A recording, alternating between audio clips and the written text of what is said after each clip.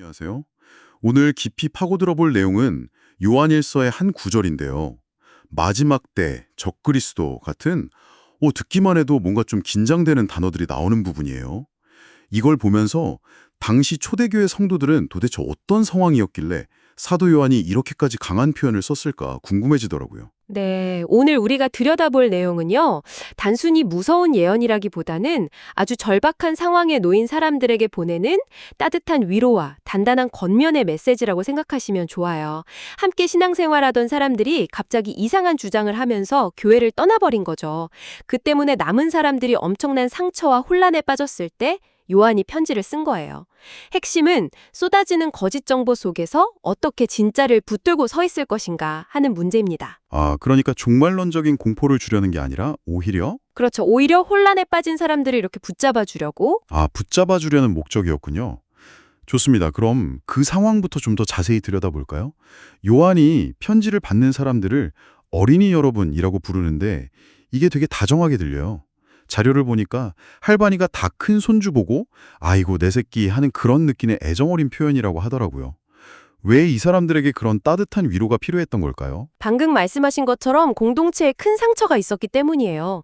교회 안에 가연설이라는 사상을 퍼뜨려던 사람들이 있었거든요. 가현설이요? 네, 쉽게 말하면 예수님이 진짜 인간의 몸으로 온 게 아니라 그냥 인간인 척한 거야 라고 주장하는 사상이에요.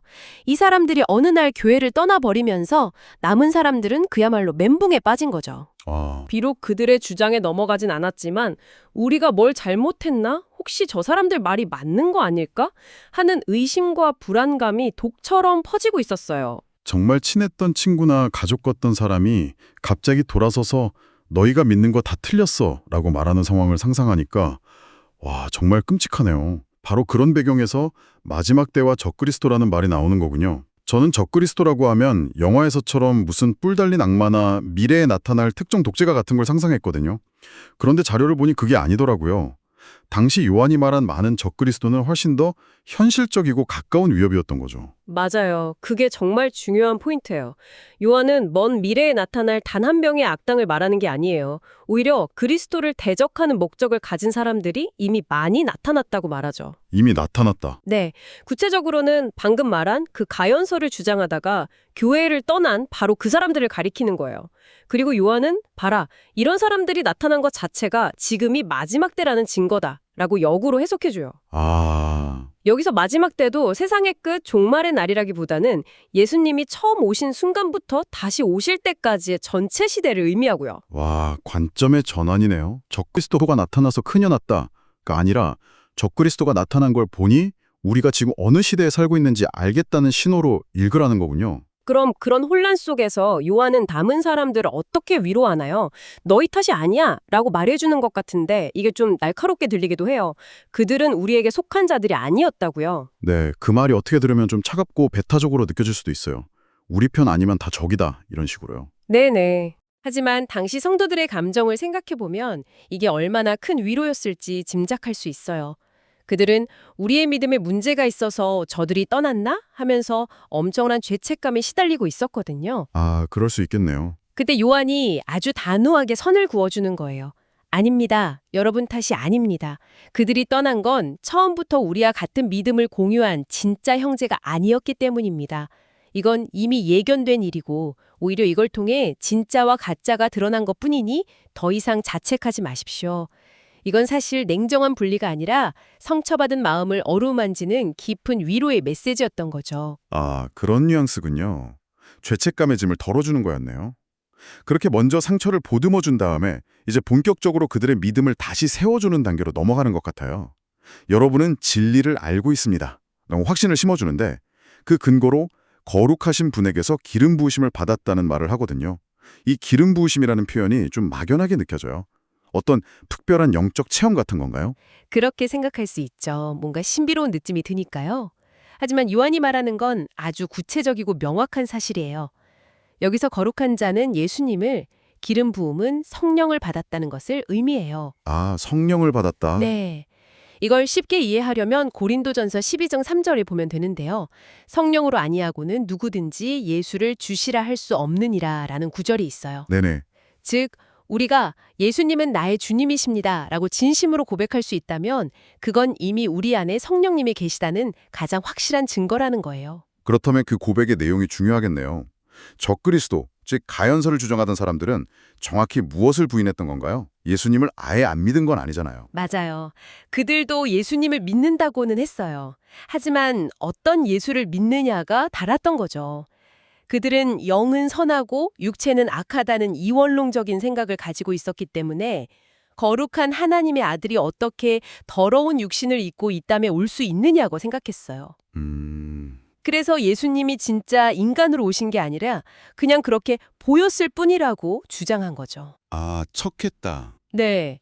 이건 단순히 신학적인 논쟁이 아니에요. 예수님이 진짜 인간이 아니었다면 우리 인간의 죄를 대신해서 십자가에서 죽으실 수도 없게 돼요. 결국 인류를 구원할 그리스도, 메시아이심을 부인하는 거고 그를 보내신 아버지 하나님까지도 부인하는 결과로 이어지는 거죠. 네. 22절에서 요한이 정확히 그 점을 짚어요. 예수께서 그리스도이심을 부인하는 자가 거짓말쟁이가 아니냐고요. 아, 이제 연결이 되네요. 진리를 아는 증거, 즉 기름 부으심을 받은 증거는 어떤 신비한 느낌이 아니라 예수님은 하나님의 아들이시며 우리를 구원하기 위해 진짜 인간의 몸으로 이 땅에 오신 그리스도이십니다. 라는 이 핵심적인 사실을 믿고 고백하는 것 자체군요. 바로 그거예요. 요한은 지금 지치고 흔들리는 성도들에게 이렇게 말하는 거예요. 여러분, 다른 사람들의 이상한 말에 더 이상 흔들리지 마세요. 여러분이 지금 하고 있는 그 고백, 그 믿음 자체가 바로 성부, 성자, 성령 하나님께서 여러분과 함께 하신다는 가장 확실한 증거입니다. 그러니 실망하지 마세요. 이건 정말 강력한 격려죠. 네, 정말 힘이 되는 말이네요. 우리 안에 이미 진리를 분별할 수 있는 성령님이 계시다는 확신을 먼저 심어주는 거군요. 그럼 그 확신을 가진 사람은 이제 구체적으로 어떻게 행동해야 할까요? 가만히 있기만 하면 되는 건 아닐 텐데요. 좋은 질문이에요. 요한은 바로 이어서 아주 구체적인 행동 지침을 줍니다. 여러분은 처음부터 들은 것을 여러분 속에 머무르게 하십시오. 여기서 처음부터 들은 것이 아주 중요해요. 이건 사도들을 통해 전해진 순수한 원형의 복음, 즉 예수님께 직접 듣고 보고 만진 것에서 비롯된 오리지널 메시지를 의미해요. 오리지널 메시지. 네, 당시에는 이 오리지널 메시지에 뭔가를 더하거나 빼서 자기들만의 업그레이드 버전 복음을 만드는 사람들이 많았거든요. 마치 좋은 씨앗이 뿌려졌는데 가라지가 함께 자라는 것처럼요. 새로운 가르침이 더 세련되고 지적인 것처럼 보였을 수도 있겠네요. 그런데 요한은 새로운 것이 아니라 처음 것을 굳게 지키라고 말하는 거군요. 이 처음 복음을 간직할 때 주어지는 약속이 영원한 생명인데요. 영생이라는 개념도 사실 좀 막연하게 느껴질 때가 많아요. 그냥 죽지 않고 영원히 사는 건가? 싶은데 여기서 설명하는 건 그런 차원이 아닌 것 같더라고요. 하나님과 하나가 되는 상태라는 설명이 특히 인상 깊었습니다. 네, 그 비유가 영생의 개념을 아주 잘 설명해줘요.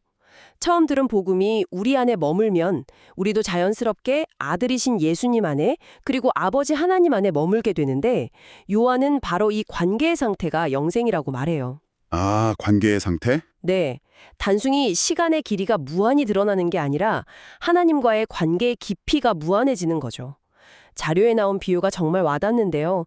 어떤 사람과 연애를 하다가 이 사람과 헤어지는 걸 상상할 수 없을 만큼 너무 좋아서 결혼하는 것과 같다는 거예요. 아, 결혼해서 모든 시간을 함께 보내고 모든 것을 공유하며 하나가 되잖아요.